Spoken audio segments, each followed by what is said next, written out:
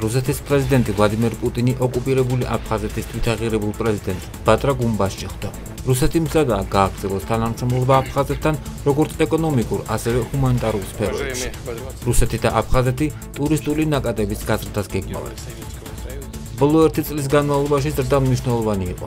ჩვენ ველოდებით, რომ წელს ის მინიმუმ 7%-ით გაიზრდება და შესაძლოა მეტიც, განაცხადა პუტინმა. ბატრა გუმბაშის თქმით, მოსკოვსა და სოხუმს შორის ურთიერთობები დინამიურად ვითარდება. მისივე განცხადებით, აფხაზეთისთვის მნიშვნელოვანი იყო აეროპორტის გახსნაც. ჩვენთვის ძალიან მნიშვნელოვანია ინფრასტრუქტურული პროექტის განხორციელება აეროპორტის გასახსნელად, რომელიც 32 წელია არ ფუნქციონირებს. დღეს რუსეთის ფედერაციასა და აფხაზეთის რესპუბლიკას შორის საჰაერო მიმოსვლა აღდგა. თქვა თვითაღიარებულმა პრეზიდენტმა ბატრა გუმბამ, რომელმაც პუტინი ოკუპირებულ აფხაზეთში მიიწვია, რასაც რუსეთის პრეზიდენტი დაეთანხმა.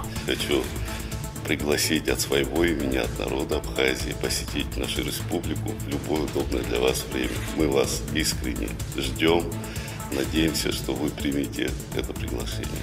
Спасибо большое, с удовольствием, да? С вами определимся потом. Спасибо большое еще раз, спасибо за встречу.